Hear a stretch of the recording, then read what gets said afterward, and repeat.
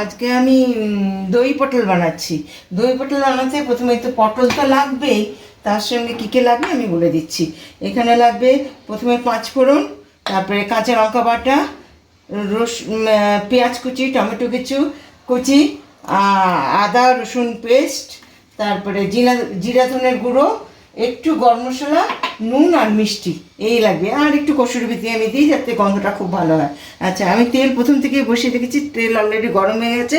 আর পটলগুলো প্রথমে কেটে একটা লবণ হলুদ মেখে রেখে দিয়েছি যাতে এটা একটু তাড়াতাড়ি ভাজা হয়ে যায়। আর এখন আমি এই পটলগুলো ভেজে নিলাম। পটল কিন্তু মনে রাখতে হবে, পটল খুব ভালো করে ভাজতে লাগে, নাহলে পটলের তরকারি ভালো হয় না। এই যে পটলগুলো ভাজছি, এই যে দিয়ে দিয়েছি আগুনে, এই যে ভাজা হচ্ছে। এখন আস্তে আস্তে এটা মাঝে মাঝে নাড়িয়ে দিতে হবে, আর ঢেকে দিলাম, আর মাঝে মাঝে এটাকে নাড়িয়ে দিলাম। এটা হতে হয়তো 10-15 মিনিট লাগবে। হ্যাঁ, আমার মনে হচ্ছে দেখুন, আমি ঢাকনাটা নামালাম আর মাঝে মাঝে নাড়িয়ে দিয়েছিলাম, আর প্রায় 5-7 মিনিট ধরে এটা বারবার ঢাকনা উঠিয়েছি, আর এই পটলটাকে নাড়িয়েছি। এই দেখুন আমার এটা ভাজা হয়ে গেছে, এই যে ভাজা হয়ে গেছে, লাল লাল হয়ে এসছে। এখন এটাকে আমি নামিয়ে রাখছি, তারপরে আমি কারি বানাবো। আচ্ছা, একটা জিনিস, কারি তো বানাবো, দই কারি তো, আমি দইটা বলতে ভুলে গেছি। এখন আমি বলে দিলাম দই লাগবে, দই তো অবশ্যই মেন। এবার আবার কড়াইতে একটু তেল দেব, আঁচটা বাড়িয়ে দিই, কড়াইতে একটু তেল দিলাম। আর বেশি তেল লাগবে না, পটল তো ভাজাই হয়ে গেছে, এই কারির জন্য যেটুকু তেল।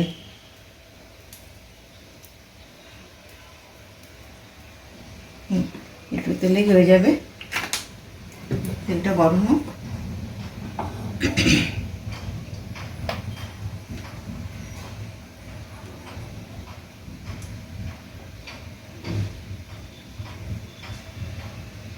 তেলটা প্রায় গরম হয়ে এসছে, ধোয়া বেরোচ্ছে। এখানে একটু 5 ফোড়ন দিলাম, এটা আমার ঘরে বানানো, আমি এই টিপসটা আমি দিয়ে দেবো। হ্যাঁ, 5 ফোড়নটা ভাজা হয়ে গেছে, এখানে একটু পেঁয়াজ দিলাম, একটু টমেটো দিলাম, অল্প টমেটো দিলাম, দিয়ে এটাকে ভাজা করবো। একটু ঢেকে ঢেকে ভাজা করলে তাড়াতাড়ি টমেটোগুলো সিদ্ধ হয়ে যাবে, পেঁয়াজটাও নরম হয়ে যাবে। একটু লবণ দিয়ে এটাকে একটু ঢেকে ঢেকে সিদ্ধ ভাজা করে যাবে। অল্প একটু লবণ, খুব সামান্য একটু লবণ দিয়ে এটাকে একটু ঢেকে ঢেকে সিদ্ধ করে ভাজা করে নিচ্ছি। পেঁয়াজ ভাজতে একটু টাইম লাগে, কেন পেঁয়াজটাই ভাজা ভীষণ দরকার, নাহলে কাঁচা পেঁয়াজের গন্ধ করে ভাজা না হলে।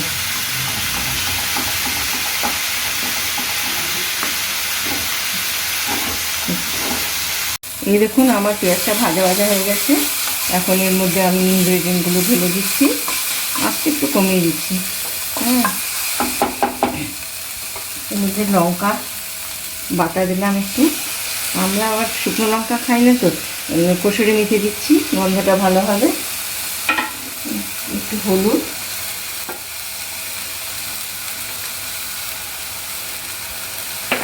একটু জিরা ধনের গুঁড়ো,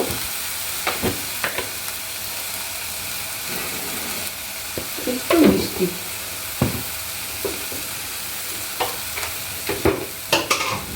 মিষ্টি দিয়েও অল্প সামান্য। আর আপনারা দেখে নেবেন যে লবণ, আর একটু ঘি দিচ্ছি, এটা একটু ভাজার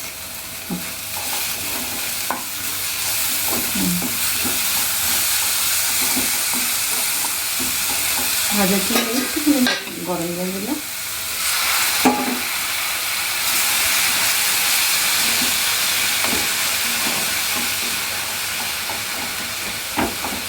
ভাজা ভাজা হয়ে যায়, একটু আঁচটা বাড়িয়ে দিই, তাহলে তাড়াতাড়ি হবে।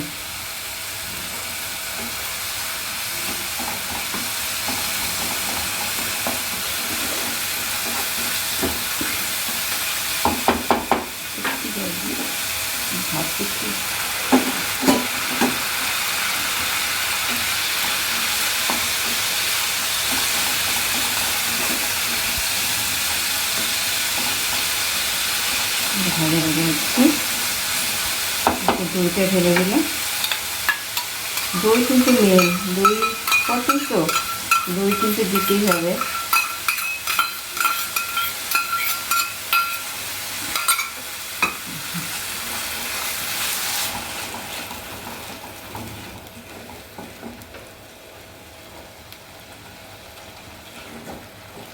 ভাজা হোক।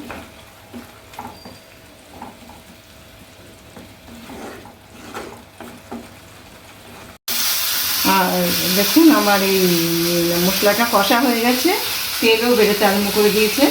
এখন এর মধ্যে আমি পটলগুলো ভাজা, আর এখানে প্রায় অলরেডি সিদ্ধ হয়ে গেছে পটলগুলো, ওটা ঢেলে দিলাম। দিলে একটু নাড়াচাড়ি করে একটু জল ঢেলে দেবো, গরম জল আমি বানিয়ে রেখেছি আজকে, ওটা ঢেলে দেবো। ফুটে যায়, দাঁড়ান এটা একটু নাড়িয়ে নিই।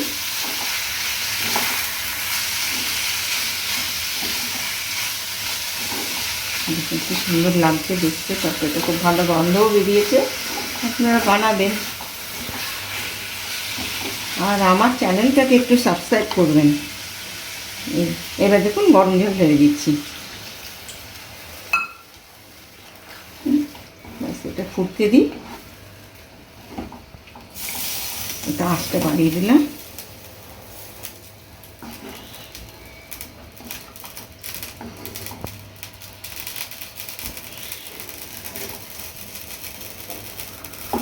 এবার একটু ঢাকনাটা দিয়ে দিলাম, এটা একটু ফুটুক। হ্যাঁ, আমার মনে হচ্ছে হয়ে গেছে। হ্যাঁ, হয়ে গেছে। এখন আমি এর মধ্যে একটু গরম মশলা গুঁড়ো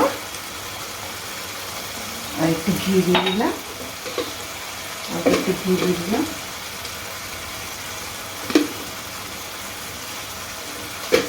একটু নাড়িয়ে চাড়িয়ে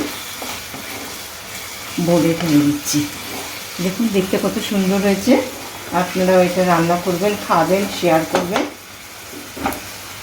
আর আমাকে সাবস্ক্রাইব করবেন, আমার চ্যানেলটাকে সাবস্ক্রাইব করবেন।